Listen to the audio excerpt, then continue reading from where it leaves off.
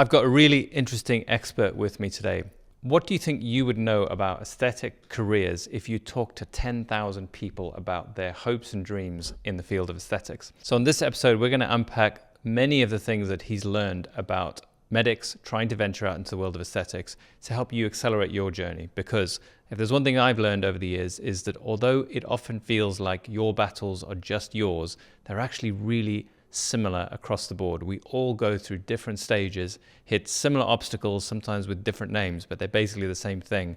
Mindset, training, and the right steps to take in order to advance your career. And Jay is going to help us do that a lot faster with his wealth of experience. So welcome, Jay. Hi, Tim. Thanks for having me today. We've worked together for years now, and I always love listening to what you have to say about the people that you've been talking to on the phone, and there's something I've also learned through my own experiences, there's no replacing experience. So when you've had 10,000 interactions with someone, with a group of people, you understand the patterns that other people don't see. And that's what I'm excited to kind of get from you today. If we can start with that one, what do you think when someone calls up and asks for advice on training or what to do and how to develop their careers, what do you think the most common situation is that they're in at that point in their lives? I speak to people from all different backgrounds, from all different medical professions. People are in different stages of their journey. Some people are really interested or intrigued about aesthetics. So some people I speak to who are at the beginning of the journey, never injected in the face before, and they're really intrigued or interested about what this venture can lead to. Other people I'll speak to, they'll have done their job for 5 years, 10 years. They're a little bit sick of the day-to-day monotony of doing the same thing day in, day out. So it just really depends on each individual. So I speak to individuals, like I said, from all different medical backgrounds. It's my job to then have a comprehensive consultation with those individuals to really get to the bottom of what it is that's making them want to do this.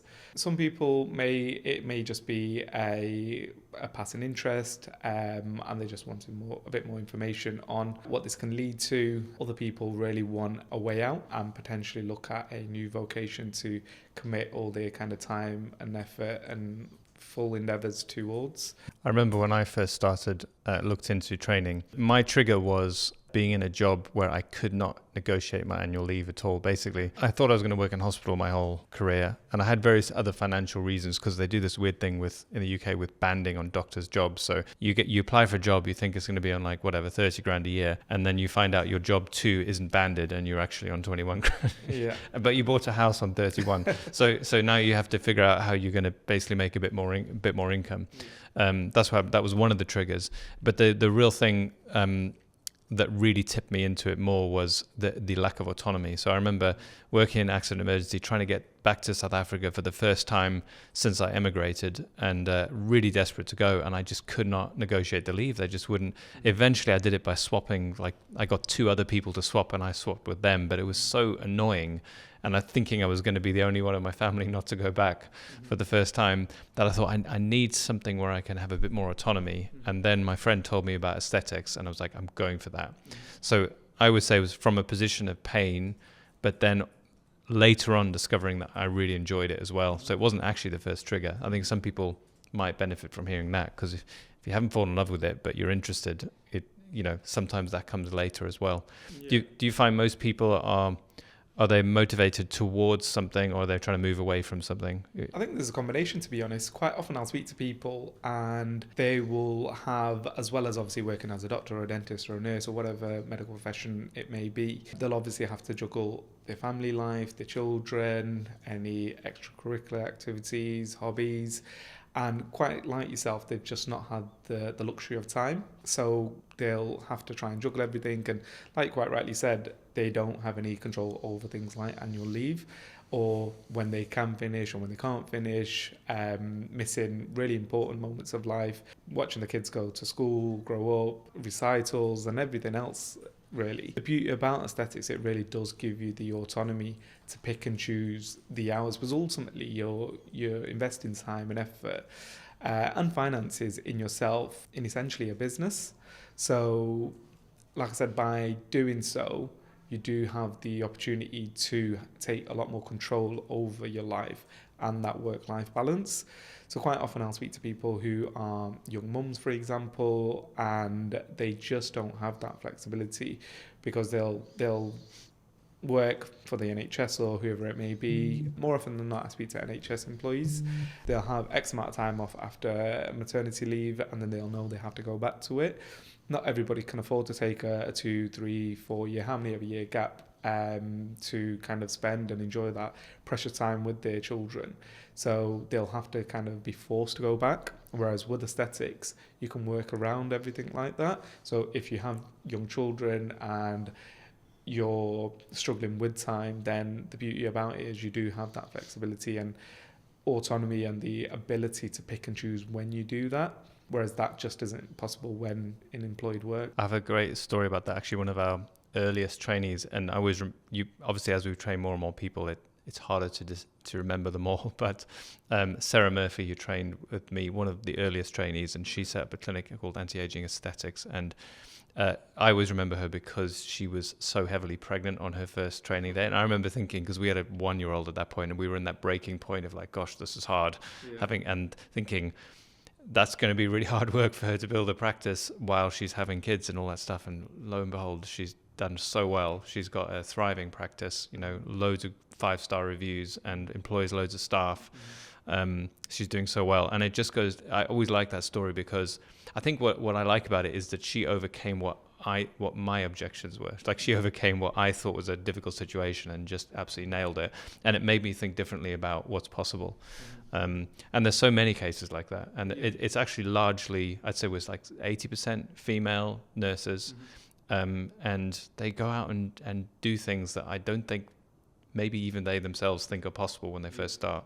And that was my experience as well. I remember my goal at the beginning, and I'd like to hear what people say their goals are. I'm always interested in people's goals, but my goal at the beginning was to work a little bit on Saturdays and Sundays and supplement my income. And now it's my whole life. So you never know. But how many people do you think have clear goals about what they want to achieve, or are clear to you, on the phone about whether they really want a career or whether they just want some sort of side hustle? Honestly, it's actually a very small percentage who will have actually a set goal in mind. I kind of take it upon myself to ask a series of questions to get a comprehensive understanding of what it is they want to do. Quite often people will get in touch and they'll say, Jay, tell me a little bit about the courses, or sometimes they'll even get in touch and say, oh, I want to do X, Y, and Z course. And then I take it upon myself to ask a series of questions to try and get to their ultimate goal. And then that will allow me to then carve out a bit of a path for them to go down to help them achieve that. Sometimes when asking them questions, I think they realise that actually what they thought they initially wanted to do isn't actually the case. And just highlighting that quite often gives them a little bit of a different perspective. And then even sometimes it allows them to kind of go back to the drawing board and rethink what it is they actually want from this. Just like you touched upon before, just to briefly kind of mention, ultimately even one of the clinicians over at Skinviva Training Academy, Sharon Middleton, for example, I remember when she newly joined us, she actually was still in the NHS, and although we all love the NHS, sadly we know the absolute dedication, the hard work, the blood, sweat and tears that our NHS doctors and nurses and everybody else involved are putting in, sadly they're just not rewarded as they should be. And quite often I will speak to clinicians, and they will quite often, I'll ask them what it is why they're wanting to do it, and they'll tell me it's because of time or autonomy, and then they'll kind of dance a little bit around the fact that it's to make a little bit of extra money. And I always say to everybody, please don't ever feel ashamed or embarrassed about wanting to make a good living for yourself, because firstly it's not going to be easy. You're going to have to put in a hell of a lot of work to actually become not only a good injector but more importantly a safe injector, and obviously build up that clientele base. But in addition to that, it takes a lot of hard work, and you've already done half the work by becoming a medical professional. Now this is a new journey that you're about to embark on. So just going back to Sharon, she, like I said, was working in her own clinic. She worked for ourselves in the clinic and the training academy. In addition to that, she was still working for the NHS and just felt really burnt out. And I remember actually discussing with her around in the kitchen and just saying, Sharon, you're absolutely amazing injector. I think really by devoting more time to doing what you love, it will allow you to really fulfill the needs that you're looking for that you're not really getting from your NHS role. And I remember a few weeks after that, speaking to her, she told me she packed in a day job and she absolutely lives by aesthetics now, absolutely loves every moment that she does. Is one of our most advanced trainers that we have available at our academy as well as in the clinic. So it's great to see that this particular vocation has given her the opportunity to pick and choose what it is she wants to do and devote more time and effort in something that she actually loves, as opposed to doing something where she may not be getting the financial reimbursement that she actually deserves from the NHS. So like I said, touching upon again on the NHS, we do quite often get a lot of people who are putting in 110% and just not getting anything close to what they could achieve financially by doing aesthetics. Yeah, I always think of the there's this human needs list, and we basically all humans have the same needs. We meet the needs in different ways, but I think that healthcare is full of people who basically want to heal other people. They want the delight of seeing someone feel better. It's that 6-year-old girl who wants to put the plaster on her mum's knee or her sister's knee to play a role in them getting better. And then to get the credit for that as well. So a little bit of kudos, being respected for your job, having connection with patients, feeling like you're contributing something that matters, and then also having your financial needs met because you do an important job.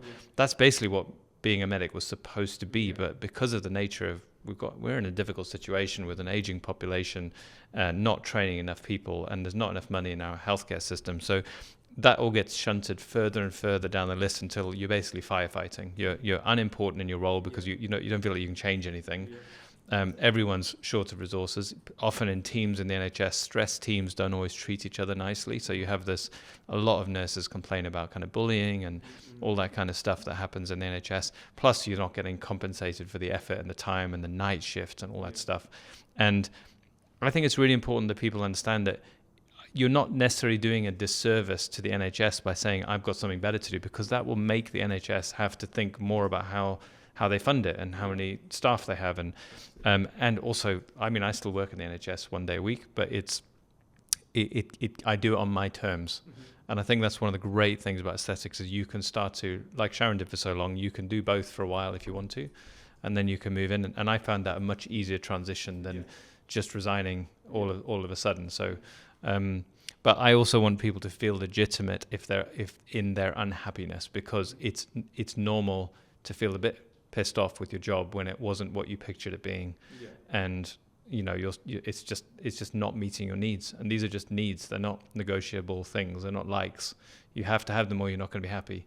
So to go after that is 100% legitimate and a good thing to do for everyone, because we need productive, happy people in society, not crushed people who are about to go on the sick for 6 months because their job is so awful. So anyway, that's my little rant about going after your happiness and not letting other people, because a lot of people have friction over their identity and whether this is like vanity. We can maybe talk about that later as well, rather than something that's actually contributing to people's health and well-being, which I believe it is when you do it properly. Yeah, I'm just going to touch upon my initial thoughts on aesthetics now. I remember when I actually was contacted by the recruitment consultant about this role as working for Skinviva, and I didn't know anything about aesthetics. My initial kind of perception of this industry was just a bunch of vain people who absolutely love themselves, and that was kind of the long and short of it. Only until I actually started working for the organisation and got a good insight into aesthetics, and even after discussing with yourself, I actually came to the realization that I believe 95% of it is all kind of to do with the mental side of things and the psychological side of things. There's always a reason why somebody wants to come to you to have something done. It might be the case they've just, come out of a 20-year marriage, they're in their mid-40s, early 50s, they're not feeling confident, they're not feeling sexy, they want that little bit of a tweak just to build that confidence again. So like I said, that's all psychological as opposed to just the physical side of things. And I think being trained to such a standard where you're able to offer a comprehensive consultation, whereby you're able to kind of really dig deep into that person's mind and get a really thorough understanding of why they're sat in front of you, and then doing the right thing for that individual and providing the best kind of treatment plan for them. Quite often nowadays, you'll see, sadly, some clinicians will happily probably over-inject or overfill people due to the monetary side of things. However, I feel the way we train over at Skinviva Training Academy is to, again, do the right thing for the customer. Sadly, we live in a world in 2024 where body dysmorphia is a real thing, and hundreds of thousands of influencers, models, actors who have this kind of ideal, they create this ideal picture of what the perfect human looks like, and sadly not even they look like that. A lot of people nowadays want to look exactly like that, but they won't really grasp the fact that it's all edited or airbrushed or whatever it may be. And like I said, the beauty about us as a training provider is we only inject if we feel it's the right thing, and we're happy to turn people away. And that's the kind of ethos that we want to instill in our delegates, is to make sure that you're doing the right thing for the patient and not just look at kind of the dollar bills in front of you, if that makes sense. Absolutely. It's that's one of the shifts I had to go through in my journey as well, which is when I first started stepping into this arena. My introduction to it was basically a very superficial training academy where like no one's face moved, and everyone I was 27 at the time, and I remember them telling me on that day, like the leader, no consultation, said you need to treat your eyes because you've got wrinkles when you smile. I was 27. I still never had my eyes treated, but I remember thinking like that really did not feel nice. Yeah. Am I supposed to be like that with my patients, where I just walk and look at their face and criticize something and then charge them to fix it? And I remember I called Miranda on the lunch break on that course, and I said, I don't think I want to be involved in this industry, because it seems to be that you have to make people feel worse and then charge them money to make them feel like how they felt before they met you. And I don't think I want to be involved in that. Now, obviously I am involved in the industry, but that was the starting point of me defining myself differently to how many people present medical aesthetics. And it really, all I'm doing is using the medical model as opposed to some beauty first model, and making sure that you actually make people happier. It's not rocket science, but it is something that I think it's useful for those idealistic people who always wanted to be a doctor or a nurse and wanted to care for people, that you can bring that with you. You don't have to leave it behind. That's actually the best way to do it, because those people, I've got some great stories that fit with this as well, but those people build really solid practices because the relationships are so strong. Mm-hmm. And that's another thing that might help people understand aesthetics, is it's about relationships. So when you are affecting your appearance, you are doing something that enables you to feel confident when you try and connect with other humans. And it also allows other humans to better connect with you, because you look like a strong, confident person. And that is, unfortunately, or fortunately, just the way it is, how people judge you.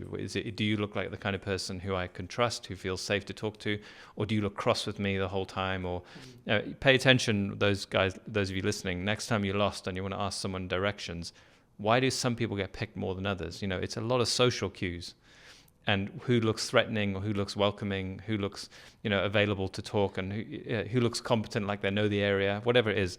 It's a load of basically prejudice, but that's how humans work. And it allows, when I talk to patients, I find what they're after is the ability to connect with other people. And when you understand that, you realize it's not vanity at all. This is survival and connection, and something we all need. Yeah, I think, to be honest, I remember when I newly joined the business and having a pretty in-depth conversation with yourself. And I still use that same model till this day, about getting a comprehensive understanding of the individual.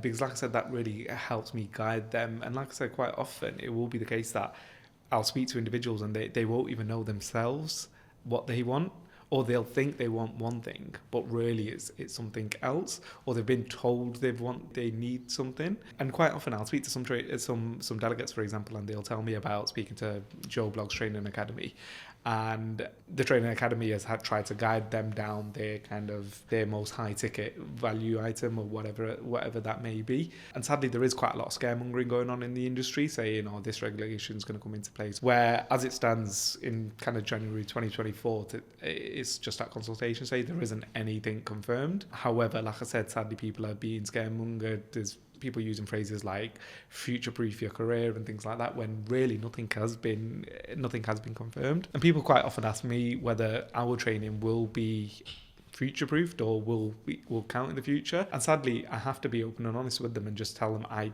can't tell you, because I can't tell them something that doesn't actually exist. And the last thing I would ever do is say to them, yes, it is, and then tomorrow the government come out and say the legislation is going to be X, Y, and Z when it's really A, B, and C. So I always endeavour to be as open and honest as possible with everybody regarding kind of where the industry is going. And I think we always try and keep kind of abreast with any updates and everything like that. We're actually fortunate enough to train delegates from literally all over the globe. As you know, we've trained people from America, Australia, Italy, Brazil, India, all over Africa, just to name a few places, which I personally feel is a testament to the level of training that we offer here at the Academy, and just shows that people are willing to travel literally across the globe to train with us at our Academy because of the calibre of training that we offer. The other thing I think is interesting about that is basically the regulation has been coming, that's how it's been spoken about, since I started in aesthetics. Yeah, and the same with me. I remember when I started back in 2018, one of the first people I spoke to was kind of really heavily discussing about level 7 and was saying, oh yeah, it's coming into place. And I was like, all right, okay, well, I guess I need to know a lot more about this level 7. Obviously read up about it. And literally, I don't think it's inched forward even slightly since then. Like I said, there's always been ongoing talk about regulations or particular programs, but like I said, nothing's actually come since then. But sorry, you're about to say about your... Yeah, well, I mean, it's just been on the cards for as long as I've been in the system, and it's there's always one consultation after the next, and I really want there to be regulation, because it just makes sense for patients. I mean, regardless of what you think, professional backgrounds, which is a whole other topic. Just the fact that if you're bad at what you do, you can't be stopped currently is not a good thing. Yeah. So we definitely need some regulation, and I wish they would do it as soon as possible.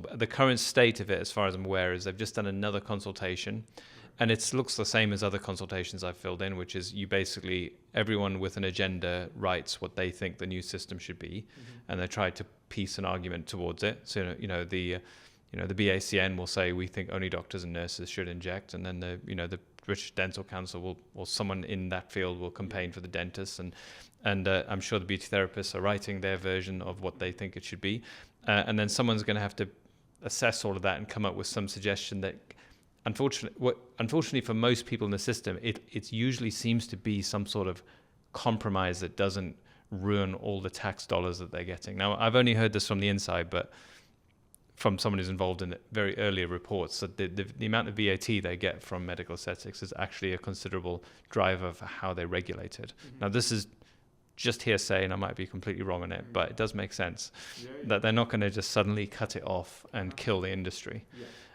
So I would say that whatever happens, it's not going to be done, it's very unlikely to be done in such a way that everyone's suddenly excluded, and there's like one injector in London who did everything right, who can do it. Like, it's going to be, there'll be some hoops to jump through, but it's not going to be the end of your career if there will still be new people coming into the industry. I don't think they're going to kill the industry with some sort of really hard. In fact, it's more likely to be the other way. I think unfortunately, most medics will be not very happy with how it's regulated, because it will just be a little bit more free. I think the best case scenario is that you'll have to have non-medics working under the guidance of medical injectors in the future. But who knows? They may just talk about it for another 10 years. Yeah. I think there's so many people out there who are involved in it. There's just, like you quite rightly mentioned, everybody's going to be kind of fighting their corner, and nobody's going to take it laying down. There's too many people making a heck of a lot of money out there to just fold so quickly. So I think I agree. I don't think the regulations will be anything as detailed as everyone is thinking. But it's crazy because, like I said, because we train people from all over the world, when quite often they get in contact, one of the first questions we ask is kind of what their background is. Some of them were quite surprised when we even ask kind of if it's like an email conversation, when we ask what they're if they're a medical professional, because for them quite often they'll kind of reply as in, of course I'm a doctor or a dentist or whatever it may be, but they don't know how unregulated it is in the UK, sadly. So hopefully, like you quite rightly said, there will be some regulations in place that will make it a safer environment for everyone. But like I said, it's yet to be seen. But I think the thing that I love about our training academy is safety is of paramount importance. So we feel not only do we train you to become a great injector, but more importantly than anything is to become a safe injector first. And not only are you protecting the patient by doing so, you're also protecting yourself and your registration that you've worked so hard to get. So you've gone through obviously your nursing school or your dental school or medicine or whatever it is you've done. You've jumped through so many hoops, did all that education and worked so hard to get that registration. I think it's imperative to obviously maintain that regardless of whether you're wanting to do aesthetics full time and packing your day job as a doctor or a nurse or whatever, or if you do want to kind of jump between the two. So on that note, actually, what do you think at the point where you're trying to offer guidance to people, what do you think their biggest fears are about going into this industry? I think like most things in life, I think it's the fear of the unknown.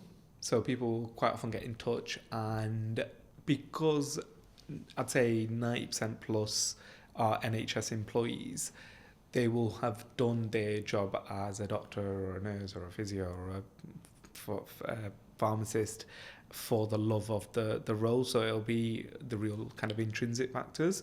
So quite often, unlike in other countries, I'm going to use America as an example, if somebody gets ill, it might sound harsh me saying this, but the doctor's not seeing dollar signs in their eyes because they know they're going to get paid X, Y, and Z for said treatment.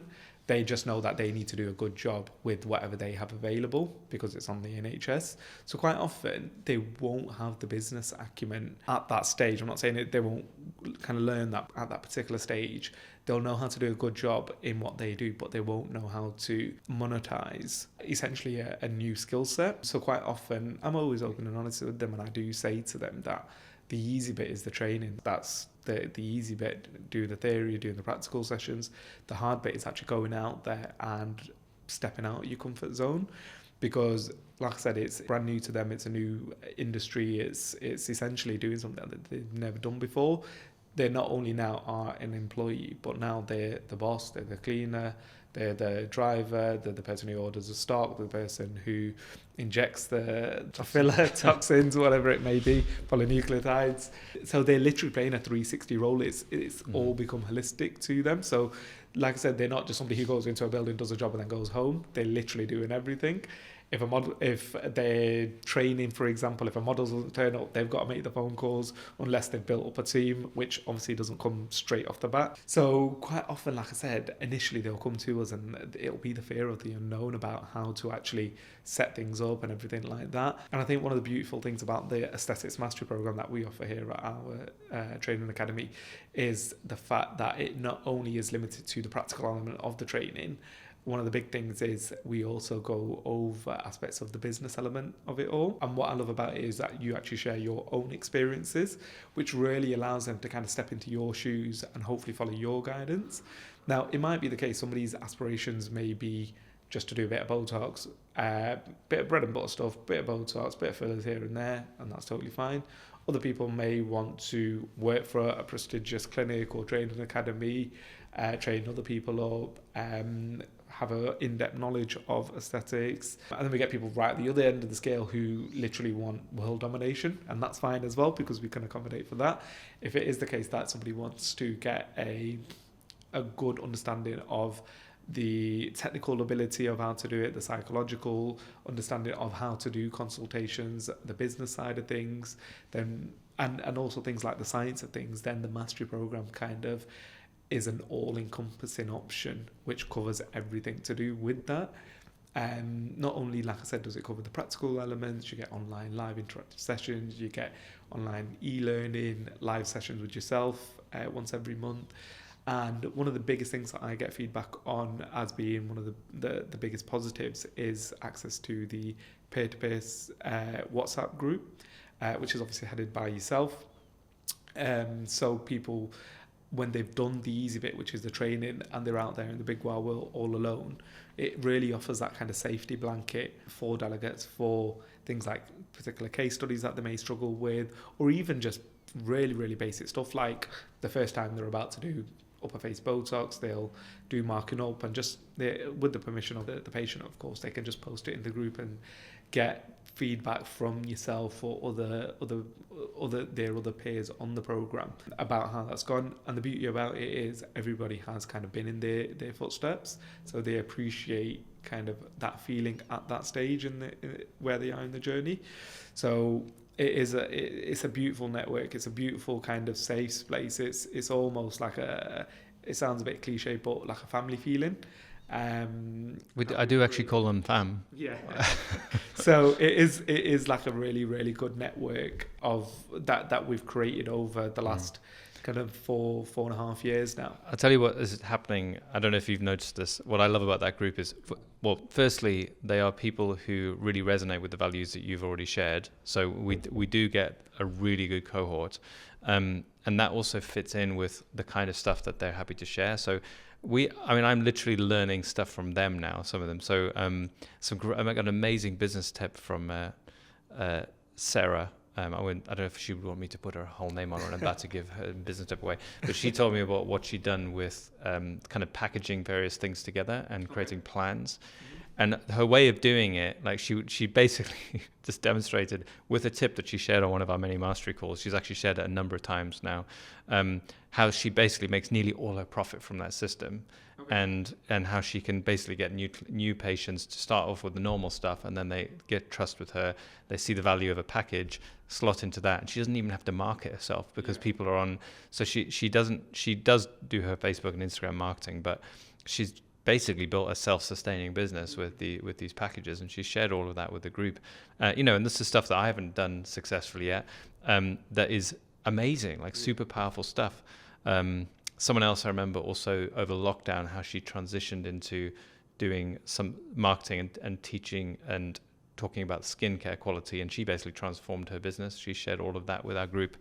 Obviously, we have all the case studies where you actually we go over treatment designs, patient psychology, and the right approach to each one of them, and then we get the result back. So you're kind of learning collectively.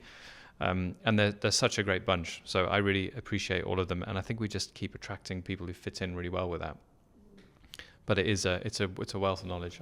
I really enjoy that myself, to be honest. Yeah, and I'm sure you'll notice yourself. You'll see as people start to progress, they'll become more integrated into the discussions and things like that, which for me personally is a beautiful thing to see, because I kind of feel like a very small kind of cog within the building of that individual success, which selfishly, like I said, for me feels like a little bit of a success story, that I've assisted this individual in getting to what it is they want to do. But yeah, like I said, it's great to see people, once they have built a bit more experience, getting more involved in discussions and assisting others. And it's kind of like, obviously, the longer people have been onto it, the more experience they've got, they then start sharing that with the newer delegates. And like I said, we attract people from all over the world on the program. I think we've got maybe like half a dozen from Australia.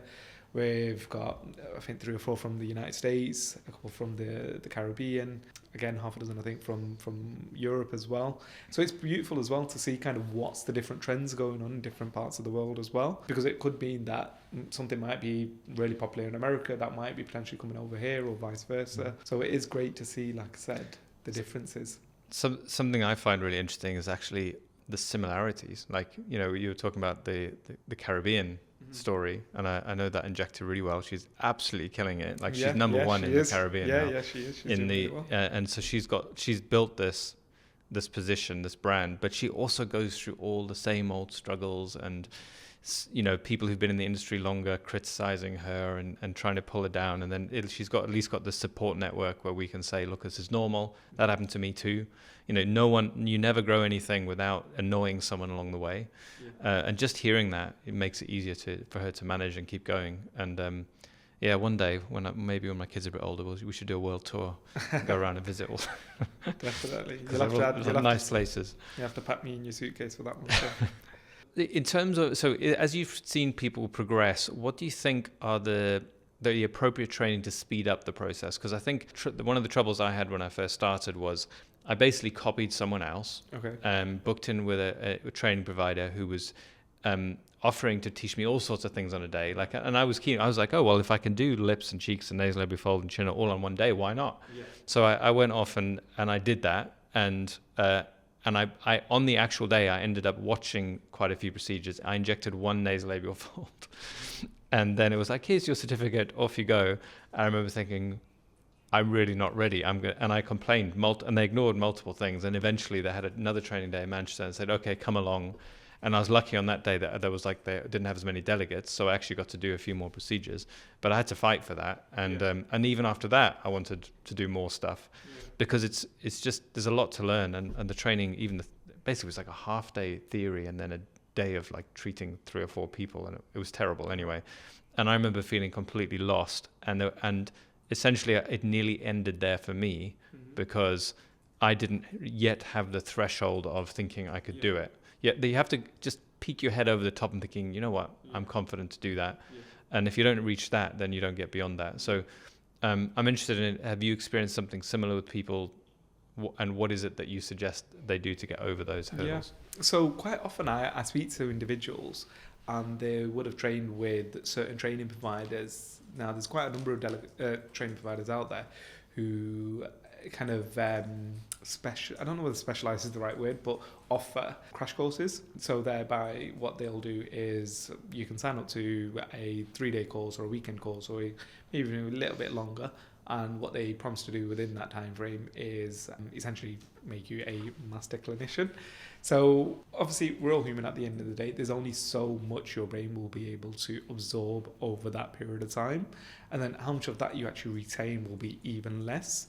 So although it might look more attractive by saying, yeah, we'll train you up on everything over a period of 3 or 4 days and we'll charge you 3 or 4 grand for that, really all you actually do is you're just overwhelming yourself and bombarding yourself with too much info, which often is just then leading to information overload, and you actually learning less, if that makes sense. So I think the statistic I heard is you forget 90% within 30 days, something like that. So if you do a 3-day course, by the end of the month you've done less than a 1-day course. And that's quite evident, because some people go one of 2 ways from that after that experience. First way is people saying, you know what, I had a rubbish experience, it's not for me.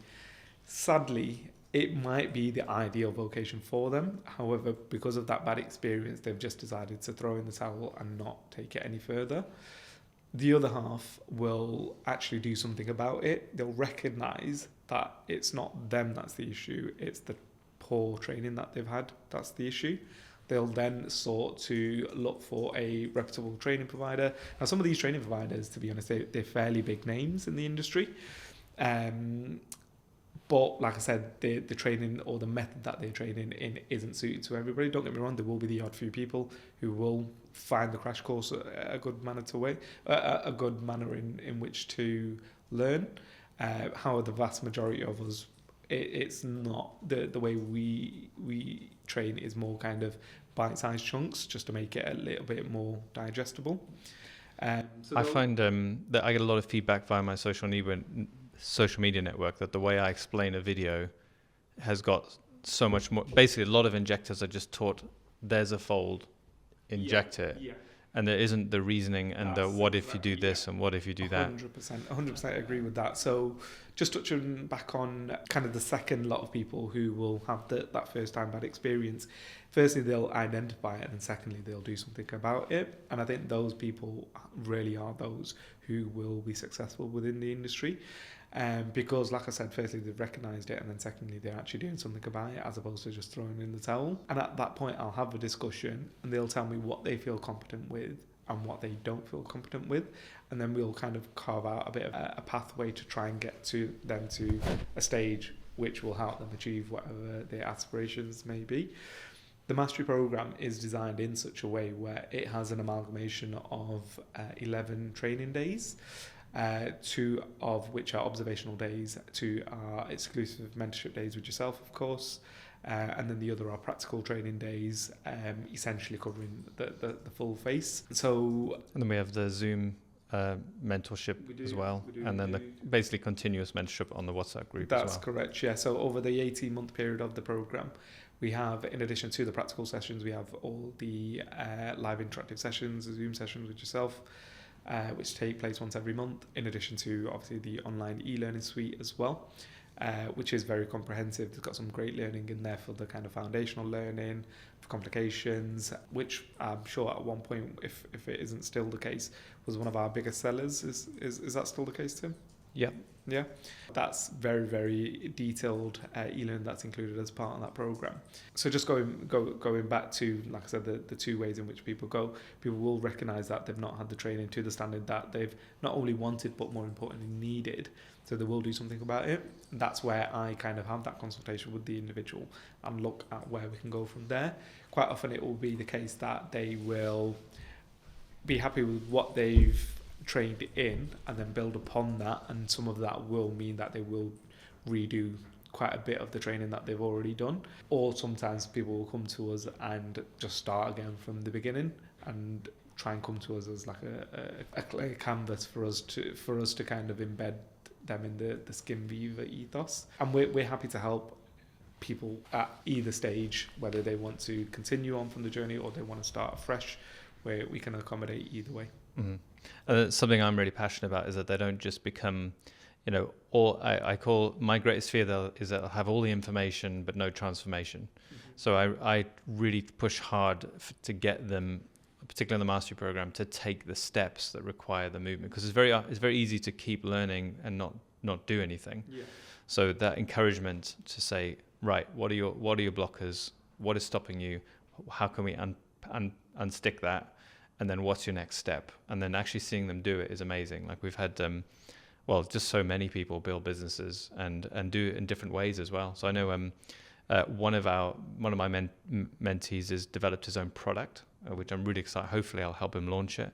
But it's a fantastic, I don't want to say too much about it, but it's a fantastic thing to have in an emergency that takes away several steps. So I'm hoping we'll be able to launch that once he's finished fully developing it. We have Bethany who's just started her own podcast on off the back of conversations we've been having. I'm giving them content tips as well on how to produce like content that goes straight into the minds of the viewer, rather than, a lot of people do the hi, I'm so and so, and it's kind of slow, but I'm teaching them what I'm learning on social media on that group as well. And then they go out and do it, which is also really rewarding for me. I love seeing people, implementers I call them, so the person who can actually put the ideas into action.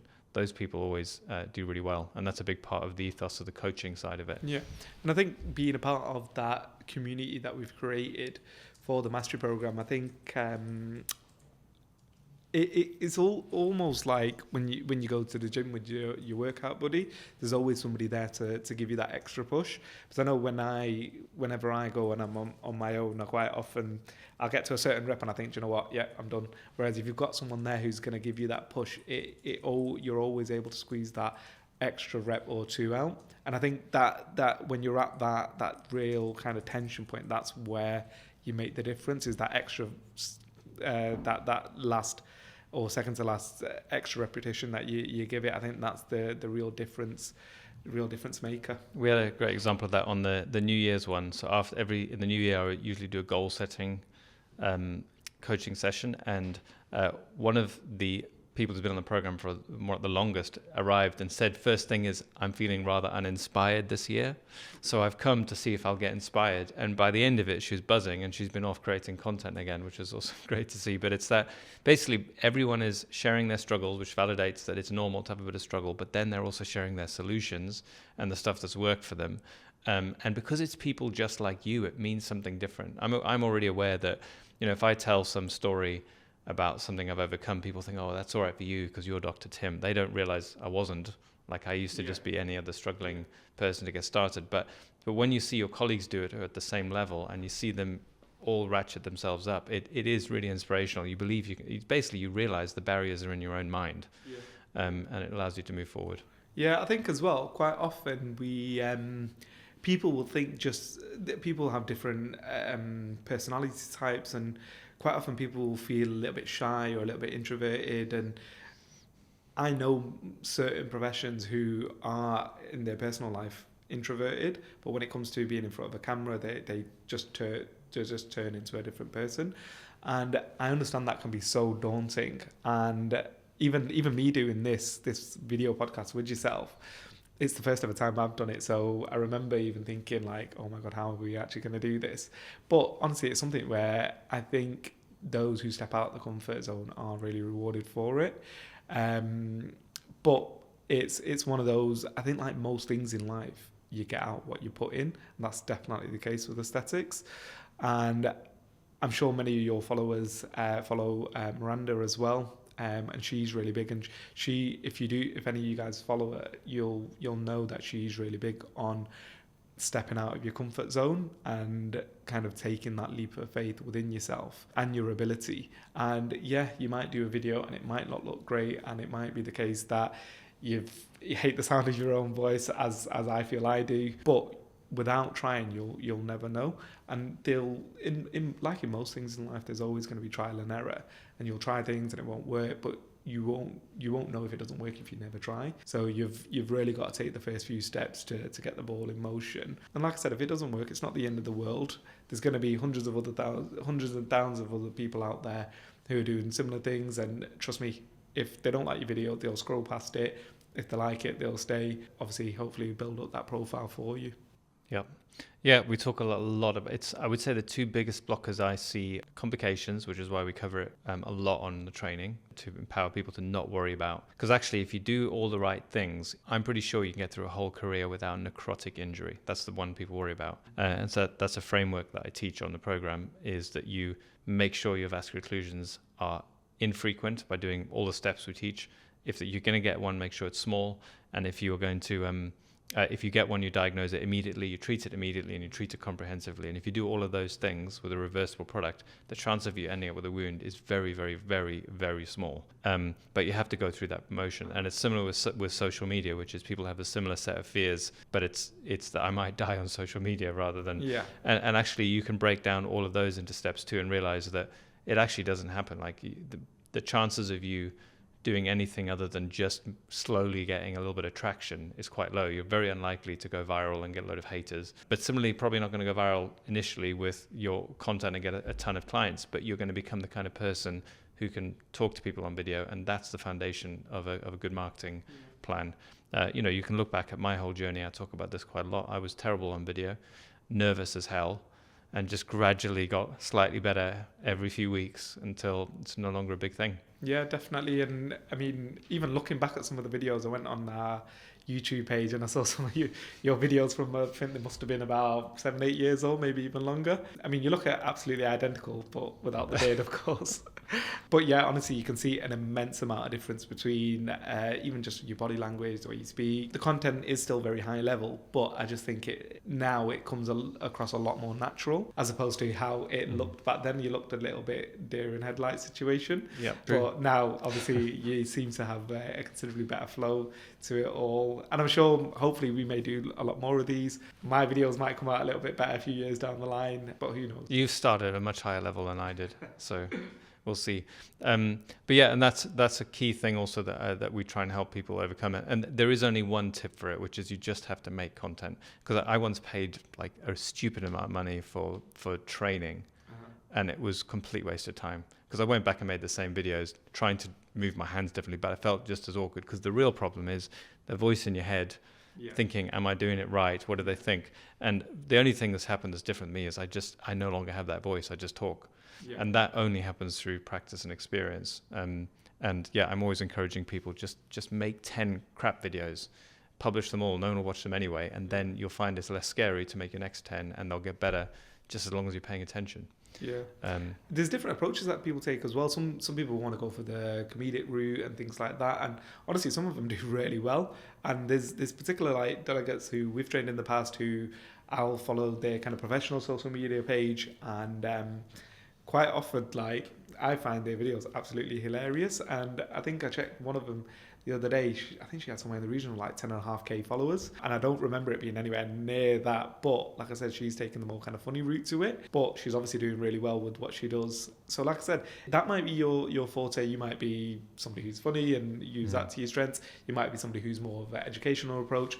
I think there's like there's a TikToker, like one specific doctor, I think he's got like, I don't know, 3-4 million followers, and he just gives like really good snippets of advice which are like backed up by science. He does a bit of myth busting, because on places like TikTok, Instagram, there'll be people who will like tell you, I don't know, if you rub egg in your hair or something random like that, when I don't know, oranges or something, you'll get a full head of hair, where he'll start kind of myth busting that. So I don't know, you might want to go down that approach. So there's so many different approaches. You don't have to like be some all-knowing, all-seeing God or anything like that. It just depends on where you feel your strengths are, and just go with your strengths, and whatever you feel your weaknesses are, then maybe not go with them. It might even be the case you might be totally not up for video, so you might be a great voiceover or something like that. So like I said, just try and think, what are your strengths, what are you getting the best feedback for, and then that might help. This is one of the things we cover, I know, on the business section of the mastery program, is the different ways, because we're known on social media, but actually Skinviva is actually built more on SEO and word of mouth until we started the e-learning side in my personal brand. But basically we've got that type of training built in, like what do you need to do in order to get your business moving in that direction, as well as the social media stuff. Everyone talks a lot about social media, but you are correct. I think it's a very small minority. I think there's a lot of people who think they aren't good at social media who are just scared. And if they were just themselves, like I always say to someone, if I just filmed you now, it would be a good piece of content. It's only that when the camera comes out, you stop communicating like yourself. But yeah, there's loads of ways of building a business, and you can do it your own way. And that's something I met an injector in America who said the only reason he's doing aesthetics is because he heard me say on a previous podcast that you can do it your own way. And I think that's really important. You can build the shape of business that you want. You can work the hours that you want. You can do the procedures that you want. You can choose the clients that you want. You can choose the prices and the income that you want to a degree as well. Like I know there's some limitation with affordability, but if you provide a high-end service, you can get higher end prices. If you want to be convenient and close to people and do home visits, you can do that if you want. But the exciting thing is you just need to ask for the thing that you want and start to build that and get some guidance on the way from someone who's experienced. You know, a mentor for me would have saved me at least 5 years, because I was lost for half of it, figuring it out through trial and error. That's one of the things I think I basically do for people now, is give them more structure and shape, and you do that as well from the moment they first call.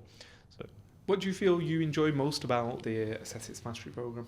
I love seeing people make progress. For me, progress is like a drug. So if I have someone who's stuck and I coach them, like I haven't got we had one recently, I haven't got my website going, and I explored with her why she didn't have her website going, and it was because she was actually afraid of getting clients. And then when I unbottled why she was afraid of getting any more clients, it was just the common story of, what if I get a vascular occlusion? So then I was able to focus more on unpacking that fear, decreasing that fear, and then going back to the website and saying, what are the steps, shrinking those steps down. And then the next week she booked in, she had a website. She also wanted business cards. That was part of it. And I made her the deal, because she was a model on one of the training days, that she can't have a treatment unless she'd done her business cards. So she brought her business cards for me the next time we met. So she had a business card and website, and she was on her way. And now she's actually started a little business with one of the other mastery students. So she's working in her practice, and she's on her way, you know, and I just love seeing people on their way. I mean, Sarah Murphy might be sick of me talking about her, but it's so cool to remember so clearly someone who only had a dream, and then to see them living that dream probably better than she thought it was going to be. Yeah. Because I don't think she wanted something as grand as she's produced when she started, but she's done it, you know, and I feel like I get to take a little bit of a lot of pleasure from that anyway. Yeah. Okay, great. Jay, I'm interested if you can look back at the people that we know who've been successful and the ones who haven't. Like, what do you think was the defining characteristic of those people? I think the biggest thing is having a genuine passion and desire for aesthetics. Quite often I'll speak to people and they'll say they want to do this or they want to do that. But I think the real difference between those who say it and those who do it are the ones who are willing to put in the hard work, because although it can be a very lucrative industry to be in, and it gives you benefits like the autonomy of controlling your work-life balance, the hours that you do, like you touched upon, ultimately even kind of the financial goals that you wish to achieve, it does take a shed load of hard work. There'll be times where you may not get an inquiry for a couple of weeks. You'll have invested obviously financially in this. Depending on where you're coming from, again, that's going to be another financial expense as well. But really, those who are successful with it and are on the program are those who have that real kind of that fire in their belly and want to commit to a good proportion of their working life doing this. The majority of the people on the program will ultimately have goals of doing aesthetics on a full-time basis, with quite a number of people also wanting to do aesthetics a majority of the time, but also keep their foot in the door with their job as a GP or a dentist or a nurse or a midwife or whatever it is they may do. I see in them there's a type who are hedging their bets, and they're thinking, oh, I can do a little bit of everything and maybe do a little bit of aesthetics on the side. It doesn't really matter if it takes off or not. And then there's another type who are really decisive. You know, the decisive means to cut, like they've cut off the other options and they are all in. Those people always do well because they actually haven't left any other option for themselves. It's a really interesting part of human motivation, is the point where you become really committed versus keeping it as one of many options. For me, that's the psychological difference that's way bigger than the other differences you might think. Like, I remember thinking, oh, well, you know, maybe it's easier if you're a doctor or if you're a young female because you appeal to the younger. And it's none of those things. It's the people who are 100% committed will always find a way. And it's a lot like that. Basically, that fits more with the mastery student versus the day course program, is that they're all in by virtue of what they've declared by committing to that program. I think it's one of the key things. And if I was to look back at my own career, there was a point where I was in two camps, like should I or shouldn't I? And the business grew very slowly and I was doing other things half the time. And then there was a decisive point where Miranda gave up her job to back me that changed everything. And that was our moment of commitment. And she had no other option. So that's what drove our first wave of success. Yeah. I think as well, if you do have any shadow of doubt, and one thing I would never advise to anybody is to pack in your day job until you ideally either adamant that this is what you want to do, but in addition to that as well, have at least built up your clientele base that is big enough to supplement or even equal your current income. I would never say packing your day job until you've kind of got to that level, and then kind of build upon that, because anything else I think is potentially a big risk. But then again, at the same time, saying that, I mean, obviously Miranda's taken that risk and believed in you firmly enough to actually commit to aesthetics full time. Well, we hedged our bets. I worked full time as a GP. She worked full time backing me up, creating patients I'd see in the evening, and we had no children. So I would work till 9, 10 o'clock at night after GP. It was extremely hard work, but we took a pay cut because we didn't take any money out of the business for 3 years. So it was, but well worth it. But it was, we did hedge our bets. We had the element of commitment, but we also knew we could survive without the money. And that's a good place to be. It's a little bit tricky if you need the money to live and the money's not coming in. It's too stressful. So I agree with you, like some sort of middle ground where your basics are taken care of. A little drop of standard living is probably to be normal at the beginning, but you don't have to worry about food, and then you can go and put more and more time in. Yeah, I quite often say to delegates as well, like, forget the whole 40 hours, 35 hours a week, whatever you're doing, you're going to be expected to do considerably more than that. And again, if you feel that you're not willing to put in that work, then don't even waste your time or your money or your effort, because this does take a lot of hard work. So those 40-hour weeks there, you can wave them goodbye, because you will be doing evenings, you will be working outside of your 40-hour shift. If you do night shifts, then you'll be working in the mornings. If you work on weekdays, you'll be doing weekends, or vice versa. That will easily go up to 50, 60 hours a week to build up that clientele base. You've got to spin those plates, but that then you'll be able to maybe reduce your hours in your day job as whatever it is you do, and maybe increase the hours in aesthetics, until you get to a stage where you are able to financially meet your goals doing a set number of hours. And that might even be, you might be able to achieve that goal by doing 20 hours. So then you've got essentially the rest of the time's all yours, and you pick and choose what you want to do. Quite often I find people are time poor, and by doing something like this, it does give them the flexibility and the luxury to pick and choose what they do with their time, because some people will value time over anything, and I totally respect that, and I think I'm one of those people. But like I said, by doing this, it does definitely allow you to pick and choose what it is you do, and at the same time it can be very well paid if you're not only doing it correctly, but like I mentioned earlier, doing it safely as well. I think particularly if you look at it in comparison with like a standard nursing job, like there are many nurses I know who are more than double what they'd be getting, but obviously they've built that up over time. It's not instant. But it's the other thing I will say, just as you were talking about working the long hours, it feels really different working those hours when you're building something that's yours. I remember feeling, wow, it's really cool that I'm working at 11 o'clock at night, but I don't mind because it's my thing. Whereas when you're working at 11 o'clock at night, night after night in the NHS or whatever, you feel like you're just holding it together because they won't fund it properly. You're not really getting anything other than just feeling like you're doing your best. But it's miserable and it's stressful. So it feels different when it's your own thing. Yeah, and quite often what I hear as well is certain roles in particular, like I don't know if you're like an A&E nurse, for example, working Friday, Saturday night, we all know it's not the best place in the world to be. And quite often they'll get patients who come in inebriated, or they're coming in not in the best conditions, can quite often be not only verbally but also physically abusive, and they're getting paid for no end. I don't think anyone can get paid enough to be physically or verbally abused, but they're definitely not getting paid nowhere near enough that they should be just to even do the job, let alone all the abuse to take as well. And what I quite often hear is they'll just say to me, Jay, I just want someone to appreciate what I do, and kind of I want to see the nice side of things. And even when speaking to some of my colleagues who train at Skinviva Training Academy, and they tell me of times when they've kind of done treatments and things like that, and the patient has just kind of broke out in tears the first time they've looked in the mirror after having whatever filler treatment it is they've had. It's just a feeling that you can't really get. And when you compare that to the abuse that you get in certain roles, it just kind of begs the question, why have I been doing this for so long? Why haven't I thought about this earlier?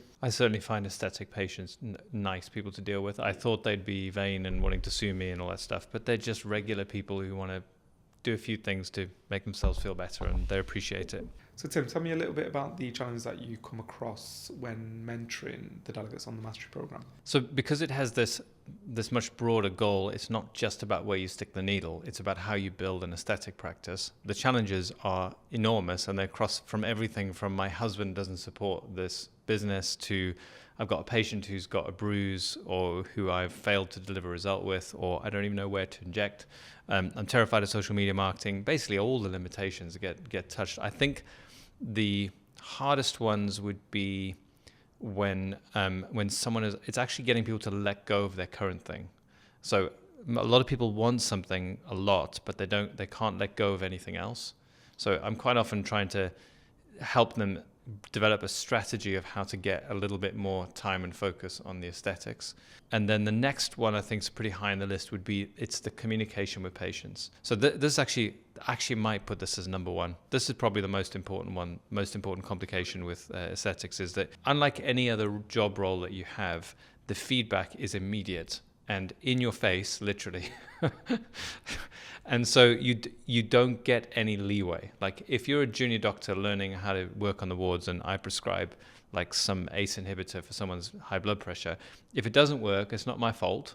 It's the drug company's fault, or it's their genetics or whatever, and I don't even find out for a month. So it's quite low stress making little changes, finding out later that something went wrong, but it's not your fault.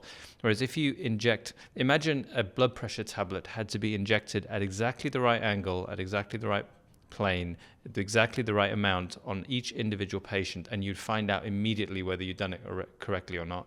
Imagine how much more stressful it would be prescribing blood pressure medication.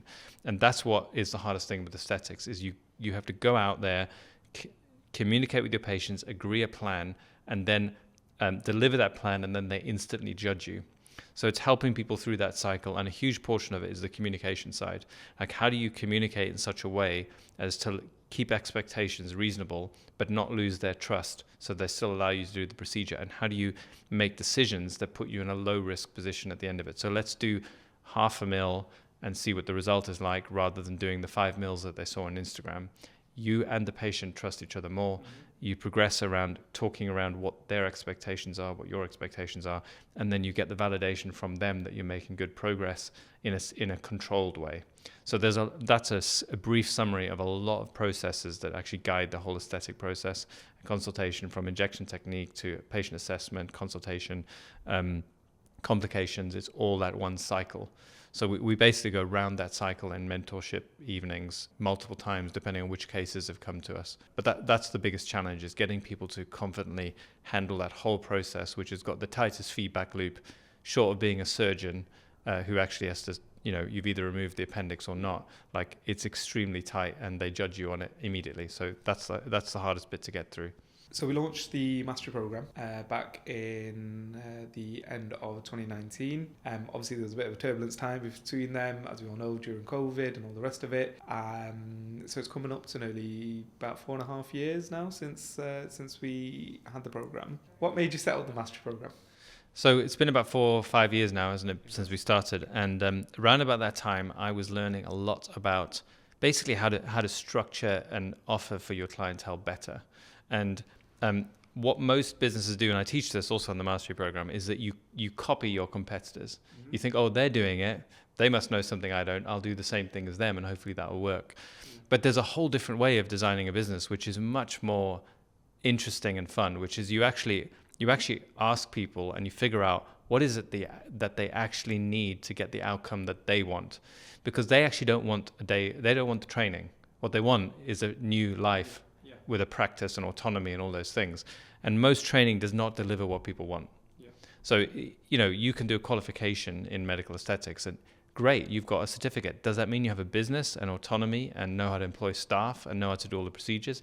It actually doesn't. All it means is someone stood over your shoulder and said, yeah, you know enough to inject safely. But that's not the same thing as the thing you're actually dreaming about. So everyone should do this with your whatever business you set up. You should really spend some time thinking, what is it that they're actually after? What is their dream? Not how can I sell them a training course? And once you know what their dream is, you can design a product that actually will increase the likelihood of attaining that outcome. And when I started from that position, I realized it couldn't just be training course after training course. It needed the mentorship element. It needed the community element.